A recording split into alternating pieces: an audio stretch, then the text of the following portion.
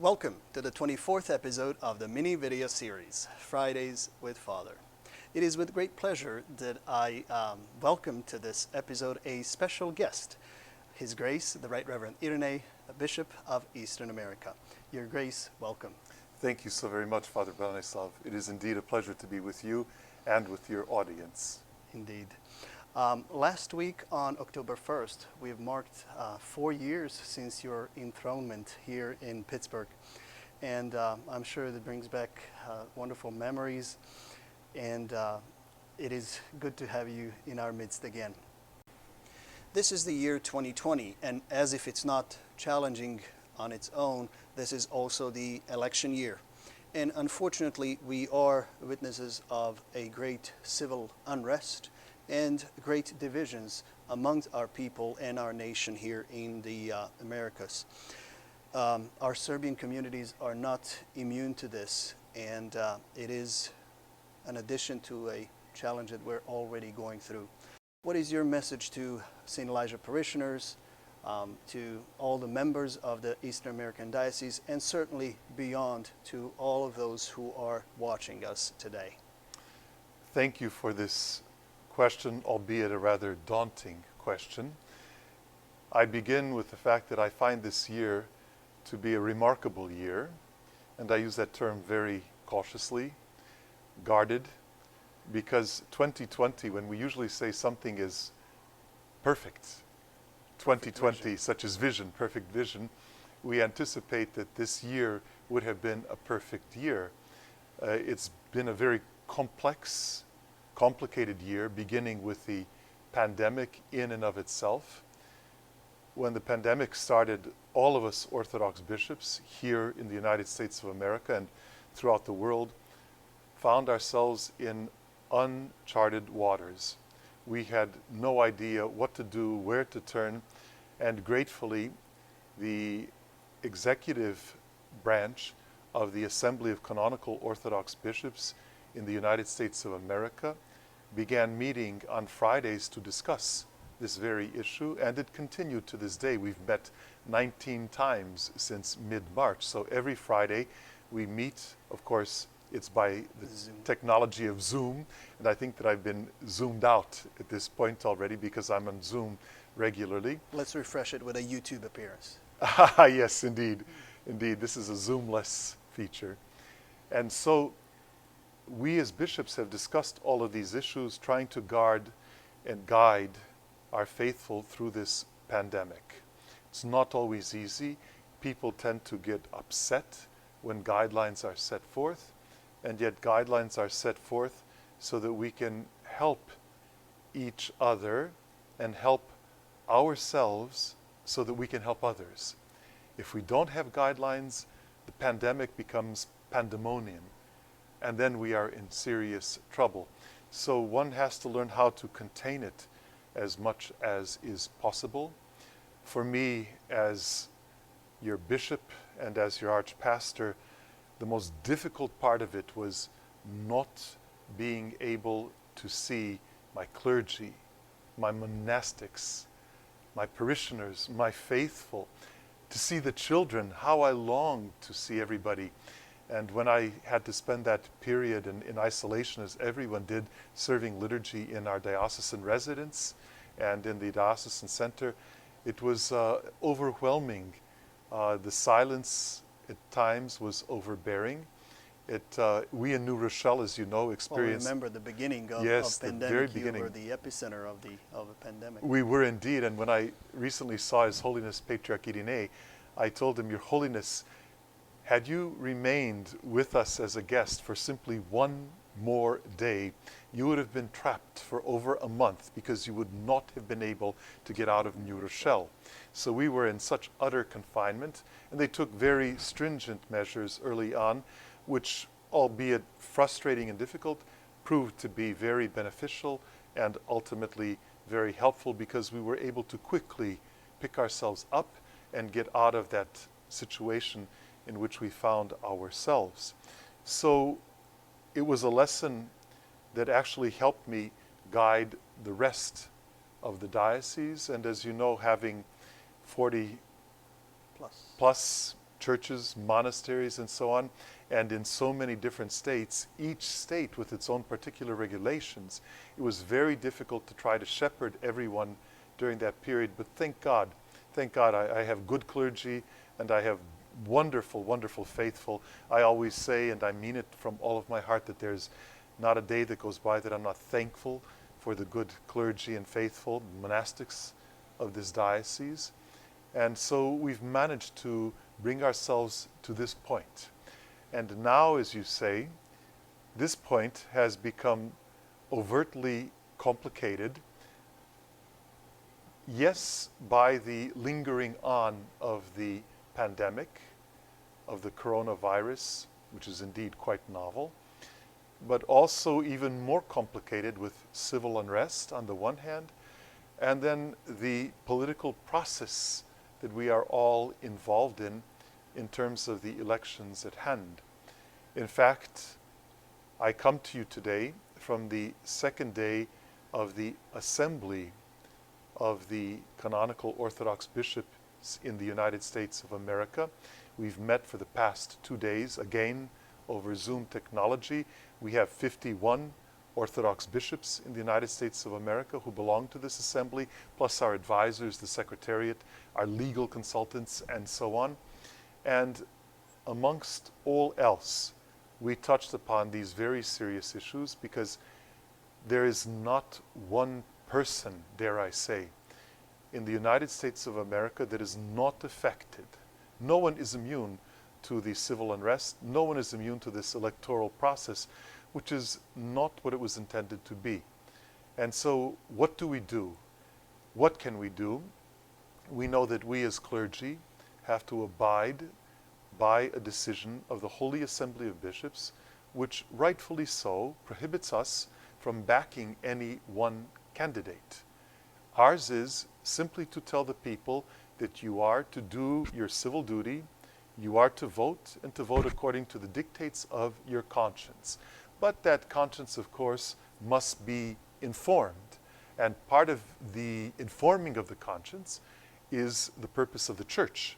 We have to tell people what it is that we expect, what it is that we feel is correct, what we feel that is incorrect. But of course, when you watch, be it on television, be it through the internet, or listen to the radio, the social media is perhaps the worst case scenario in all of this. And everything that's both true and not at all true, and whether it happened or not, is blasted because everybody becomes a hidden expert hiding behind a black screen. And all of a sudden, whatever you say, it must be true because it's out there. Of course, it does not have to be truth. And in many cases, it is nowhere near the truth. So people really need to do the one thing that we in Orthodoxy always tell them: guard your heart. Guard your heart, because the heart is the seat of the human person. It is the place of the very soul in the person. And if your heart is clean, everything will be clean to you. But it's not easily done. In Orthodox spirituality, and there are many phases to our spirituality, but there's one step which comes toward the culmination of our spiritual life, and that is, oddly enough, termed sobriety. We usually think of sobriety in terms of drunkenness and so on, and staying clear of that. However, sobriety is a state of awareness. It is a state of conscious being where you, as an informed individual, try to free yourself from the wiles and the chains of raw emotions. It's very difficult to do this when you see everyone attacking each other on the streets, on the television, and so on. So we have to be very careful. We have to realize for ourselves that we have an obligation to look at the situation and stare it in the eye and ask ourselves the one essential and abiding question: what is truth? What is truth? The same question that Christ put to Pilate. What is truth? And you see, so we are obligated to find truth. And here, who gives us the perfect answer to truth? Patriarch Pavle. Patriarch Pavle has stated that truth for us is not merely a philosophical concept. Truth for us is person. It is Jesus Christ. Truth incarnate is Jesus Christ. And so if you find truth, you find Christ. And this is our obligation as an Orthodox Christian, not simply to look at the television, to watch something and say, what? And then to charge mindlessly, without thinking, without being sober about what you're about to do, and so on. I heard how many people told me that following the debates, they were so ridden with anxiety that they couldn't even sleep that night. And it's true. It is a pity, because somebody once mentioned how the debates of yesteryear were defined as gentlemen who would look at each other, hold their coats and say, I beg to differ with you, but I am willing to hear you out. And then the other one will speak what he has to say. And then they come to terms not to agree with each other, but even that is part of a process, not agreeing with each other, because in the end you need what? You need one more tool, and that tool is called discernment. So you have sobriety, now you have discernment, all to bring you to truth. So what does discernment mean? Okay, we will put it to a vote, and we will see, hopefully, where truth lies in all of this, and so on. Of course, one has to understand that majority opinions do not necessarily represent truth in and of itself. So again, if you are an Orthodox Christian, it is your sacred obligation to have a sense of sobriety about yourself and a good sense of discernment. If you do this, you will always come out as the victor, because then you will at least know that you did not dive heedlessly headfirst into something, not knowing what you were going to embroil yourself in, and so on. And then when everything comes to pass, when the proverbial dust has settled, then we will be able to discern, finally, what was truth, what was not truth, what we should have done, what we should not have done. But then I must go one step beyond, because there's also another inherent danger, spiritual danger, and that is the following, that many times when everything is said and done, and then everybody grabs themselves by the head, why didn't I see that? Why didn't I know that? Where was my 2020 vision in the year 2020? And then people feel guilt-ridden, and they do not know how to overcome guilt. And this is a very serious issue. This is why every good clergyman, when they confess a penitent, have to be able to have that person know how to come to terms with spiritual maturity. And spiritual maturity, I would define as one who used to teach pedagogy, which is the art of teaching children, learning how to let go. Let go. This is a problem with many parents, you see. And parents have to pass a test of spiritual maturity when their children, whom they've raised from toddler on up, all of a sudden have to, as we would say, fly the nest. It's time to leave. And how many parents are reticent to let go of their children? But if they don't let go, that child will never turn into an adult, because they will never develop fully. So a good parent, like a good priest, knows how to guide, be it their spiritual children or children of the flesh, how to teach them as well as they can, as much as they can, and then pray that that child, that faithful person, will be able to go on in life. And we are there to help them and to guide them, whether they have done something that is right, something that is wrong. We always have to be there, because there's a problem when you do something wrong and you cannot overcome it?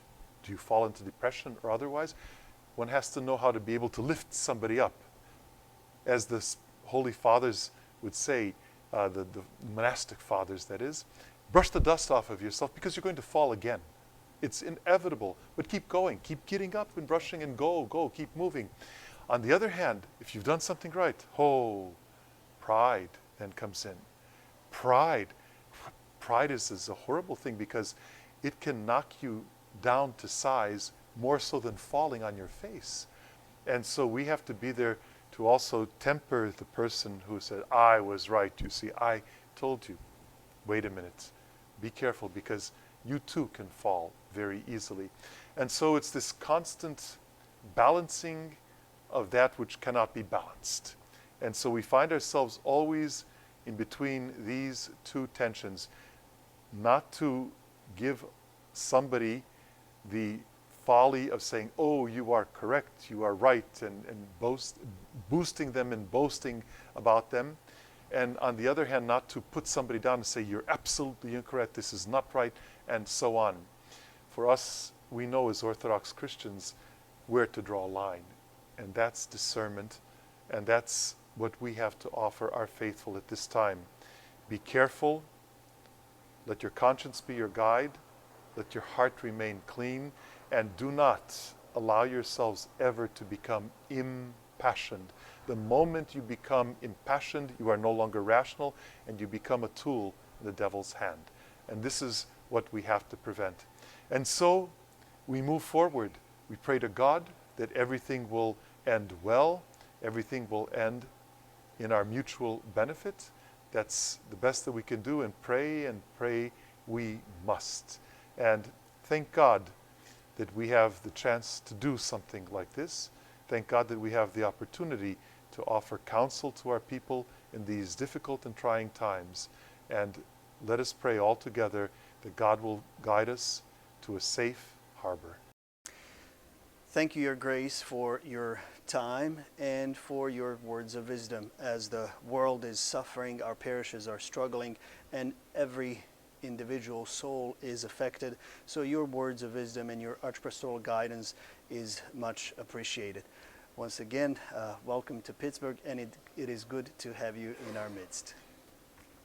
Thank you very much, Father Branislav, and please do know that the pleasure and joy of being with you tonight were entirely mine.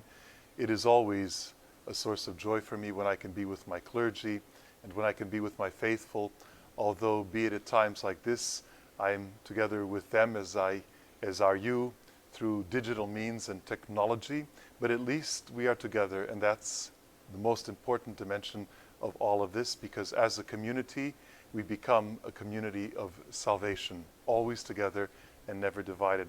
God bless you. Thank you for this marvelous series which you host every Friday. I hear nothing but compliments which come my way about the series, and that pleases me entirely. And God bless you. May He give you strength to continue. And God bless each and every one of you who have joined us for this program. Thank you. Thanks for watching this episode of Fridays with Father. And if you enjoy this video, please subscribe to our St. Elijah YouTube channel and click the notification button so you can stay up to date with new episodes coming out every Friday. Thank you.